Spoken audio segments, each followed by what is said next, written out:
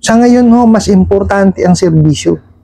Tapos kayo pabaliktad, no? Papunta kayo sa Stone Age eh. Di ba? Imbis na ini-improve ninyo yung serbisyo nyo sa mga kliyente ninyo para kayo ibalikan at hiraman ulit, wala. Sinisira ninyo. May nagtanong sa akin, "Good morning.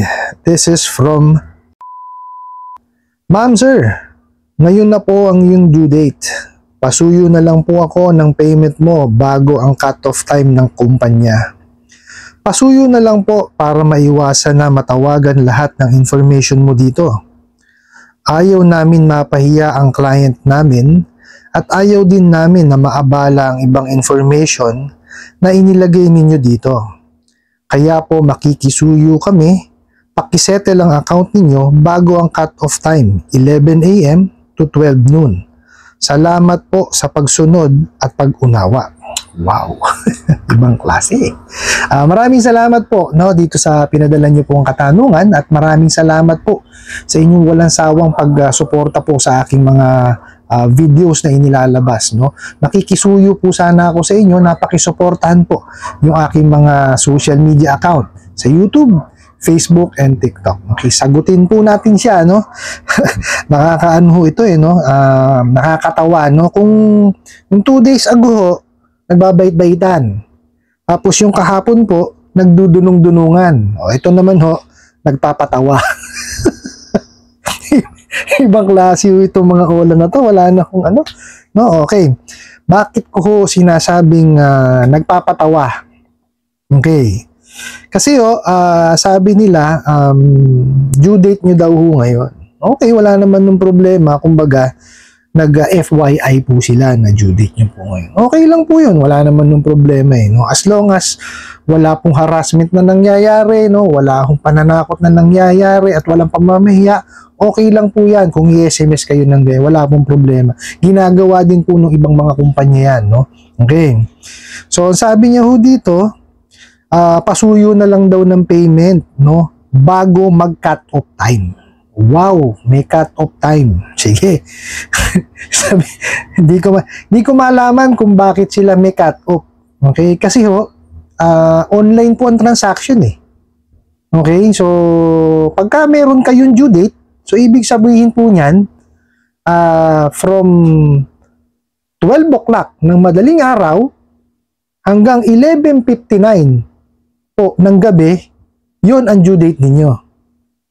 Okay? Hindi naman ako kasi kagaya dati yan, nakagaya nung paniningil namin, nung kami, nangungulekta ako sa field, sa bangko kasi kami nagdideposito. So may cut-off po talaga. Okay? Kasi ang sinusunod namin, banking hours. Ngayon kasi, through online na po, mobile, pwede kayong magbayad. Di ba? Bakit may cut-off ba? Kaya nga may due date eh. Di sundin mo yung due date. Pagka ang due date mo, for example, ngayon, ano ba ang mga araw 7. So hanggang mamaya, 11:59, pwede kang magbayad. Diba? Ako naman kasi, kaya ako sinasabing hanggang 11:59 pwede magbayad. Yun naman talaga ang kung hanggang anong oras ang isang buong mag-araw ang buong maghapon eh. Diba? Saka magdamag. Ang isang buong araw, 12 ng madaling araw, hanggang 11:59 yan ng gabi. Okay. Kung pipilitin mo, eto na nakalagay dito ang cut-off time po nila is 11 a.m. to 12 noon. Ano pa gagawin mo beyond 12:01 noon hanggang sa matapos ang trabaho mo? Hanggang alas 6 ng gabi o alas 5 ng hapon. Nganganga ka na lang. Ganun kayo katamad? Patawa talaga kayo pwede nyo naman sabihin na baka maaari po pwede kayong magbayad hanggang alas 5 kasi magpo-post pa po kami. Pwede yun, pero yung ganong kaaga, kasi simula pa lang ng trabaho nyo. Ano oras ba ang regular na office hours? Diba? Kundi 8 ng umaga, 9 ng umaga yan. Tapos pagbabayarin nyo, 11 hanggang 12 ng tanghali. Ano gagawin nyo pagkatapos nun? Mga abala na lang kayo ng mga kliyente ninyo. Diba? Grabe tong mga to. Tsaka online na ngayon, hindi na kagaya nung dati. Oh, counted naman yan ha. May system naman kayo. Pwera na lang kung mano-mano kayo mag-post ng payment nyo. Diba? Bakit? Hindi na tayo Stone Age. Ang pagpo-post po ng payment, automatic na. Oh, pag pumasok dun sa sa payment channel nyo, automatic dapat yan sa system nyo. Pino-post yan. Oh, kung hindi ganun ang nyo, ang system nyo, ba? Magpalit na kayo ng ng sistema nyo. Diba? Masyadong tedious yung ginagawa nyong paniningil. Abala dun sa tao, biro yung nagsisimula pala yung araw. Oh. Diba? Basta within the day nagbayad, wala namang problema yun eh. Oh, di kaya pakiusapan mo hanggang alas 5 po, alas 6 kasi magpo-post pa po kami. Kung mano-mano nga kayo mag-post. Na kayo ng teteng, oh. Oh, tapos, ito po ang sinasabi kong nakakatawa rito. Tawag dito, pasunod na lang po, no, para maiwasan matawagan lahat ng information mo dito. Anong information? Alam niyo ho ba ibig sabihin o definition ng information? Details ho yun. Tatawagan niyo yung details? Tatawagan mo yung date of birth? Tatawagan mo yung age? Tatawagan mo yung gender? Bobo ka talaga. Sus Mario Joseph, anong information? Natatawagan na pala edad ngayon. Natatawagan na date of birth. Natatawagan na yung gender. At natatawagan na rin ng address. O diba? Sus Mario Joseph. Tapos mananakot pa. O diba? Ayaw naming mapahiya ang client namin. O, di ba? Ayaw din namin maabala ang ibang information. Ano aabalayan yung information? Anong information na aabalayan nyo? Yung age? Yung gender? Yung address? Bobo talaga. Baka naman ang gusto nyo ipahiwatig dito. Yung mga ninakaw nyong contact, information. Oh. Talaga naman. O, diba? O, sa inyo mismo nang galing. O, hindi nyo ba alam magagamit ito against you? Kayong mga abusadong online lending apps. Kayo nagsasabi dito na ayaw namin mapahiya ang aming client. Ba't kailangan nyo mamahiya? O, diba? Napakaliwanag po. Doon sa memorandum po ng SEC. Sa Prohibition on Unfair Debt Collection Practices. Bawal mamahiya. Ba't kailangan nyo mamahiya? O, diba? Saan nahuhuli isda? Sa bibig. O, ayan. Kayo gumagawa ng paraan para kayo mapahamak. O, sa inyo galing yung mensahe eh.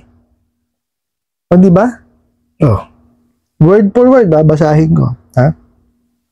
Ayaw namin mapahiya ang client namin. Diba? Bakit nyo kailangan mapahiya? Maraming pamamaraan ng paniningil. Diba? Hindi nyo kailangan mamahiya, hindi nyo kailangan mangharas, hindi nyo kailangan kung ano-ano mga kawalangyaan na yan. No? Kausapin nyo na maayos. Diba? Magkaroon kayo ng customer relation. Diba? Paano kayo magkakaroon ng return client kung kayo walang customer relation? Diba? Alalahanin nyo ang utang po, ang negosyo po ninyo is pautang. No? Service po yan, pinaano nyo, ang produkto nyo, hindi naman actually pera, service. Tandaan nyo yan. Kahit sino ho ang tanungin ninyo, no, sa larangan ho ng pagpapautang, ang produkto po ninyo hindi pera. Ang produkto po ninyo is serbisyo. Oh. Diba? Mario Joseph itong mga to, patawa kayo eh. Information, tatawag. Doon ako natawa eh. Oh. Sige, tawagan mo ng tawagan yung information ng kliyente nyo. Tawagan mo yung age, yung gender, date of birth, yung address. O, di ba? Ang nakanantete. May masabi lang kayo. No? Kahit walang katuturan eh. Nakanantete. Oh. Di ba? Napakaliwanag po sa Prohibition on Unfair Debt Collection Practices. Bawal po ang mangharas. Pero dun sa mensahe ninyo, ayan, ayaw namin ng, di ba? Ayaw namin, di ba? napapahiya. O, hindi mo kailangan mamahiya. Kaya usapin niyo po ng maayos yung kliyente ninyo. No, para kayo'y bayaran din na maayos. No? Sabi nga sa inyo, kailangan customer service. No? Hindi ho pera ang ibinebenta ninyo o hindi po pera ang produkto po ninyo. Ang produkto po ninyo is serbisyo. Pag hindi ho kasi maganda ang serbisyo po ninyo, wala kayong return clients na makukuha. Ano po? Ganun ho yan. No, para kayong barbero. Oh, diba kailangan galingan mo maggupit para mabalikan ka? Oh, yun ang produkto ng barbero. Service. Diba? Maski naman pagka kumuha ka ng sasakyan sa tingin mo, ang produkto ng produkto ng mga bilihan ng sasakyan. Sa tingin nyo, yung sasakyan, hindi. Serbisyo. Mas kumikita sila sa serbisyo. Hindi sa sasakyan.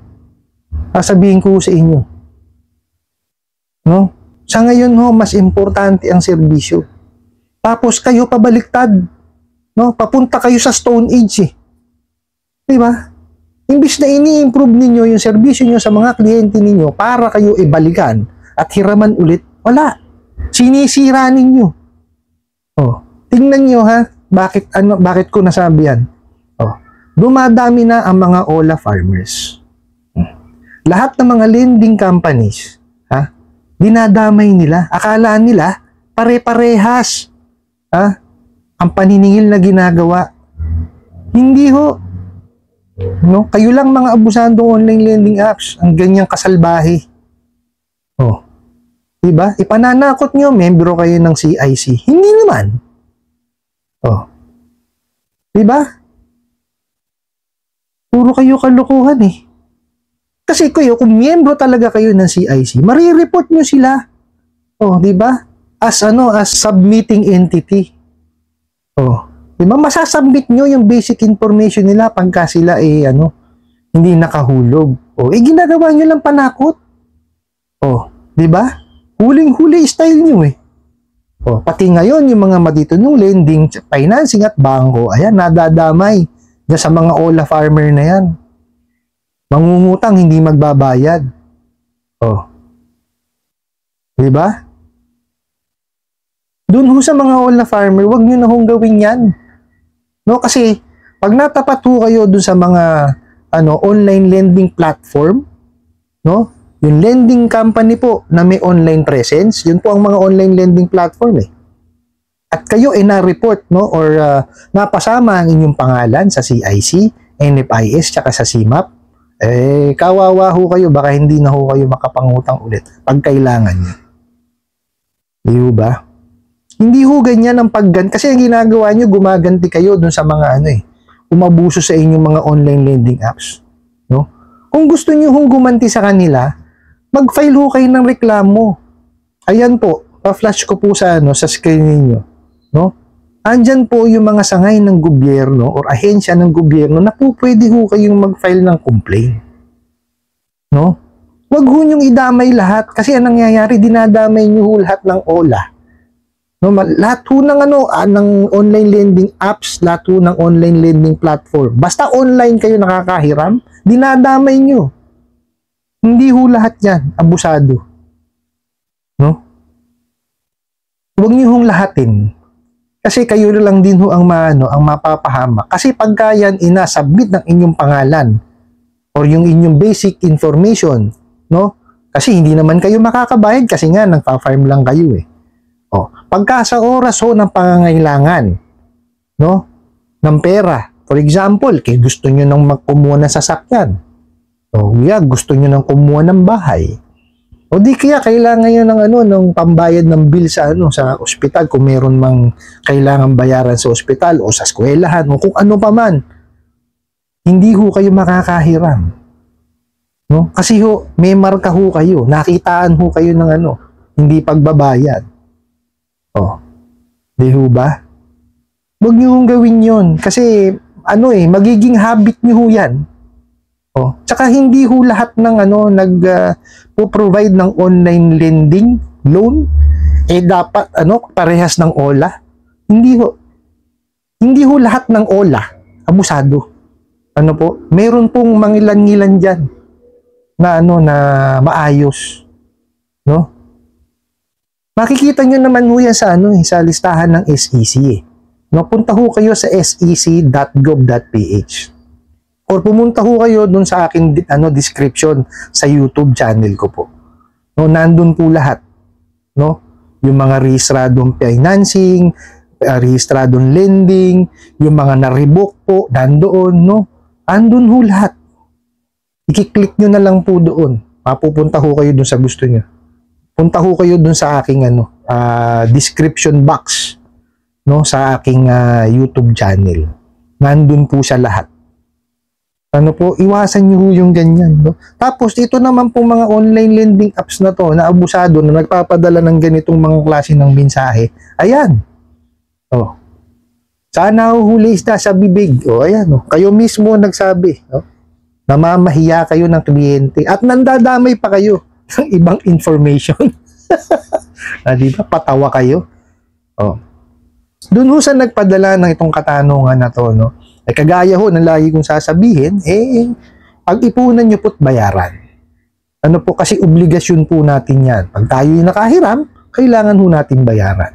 No, wag ho nating hayaan na mamutawi ang galit sa ating puso, no? Tsaka sa isipan po natin. Kung yung pong mga abusadong online lending apps na yan, gumagawa ng hindi tama, wag na tayong gumawa ng hindi tama, no? Total, napakinabangan naman ho natin yung nahiram natin pera, bayaran ho natin, no? Bayaran ho natin once, lang yan, one time lang, wag ho kayo magpapartial. Pag-ipunan, bayaran ho natin bigla. Ano po, para matapos na yung obligasyon, at least wala na kayong intindihin, wala nang bubuliglig sa inyo. No, kasi ang pinakamahirap po dyan is yung mental torture na ibinibigay niya mga bugok na online lending apps na abusado. No? Huwag niyo hayaan na kontrolin kayo ng mga abusadong yan. Ano po?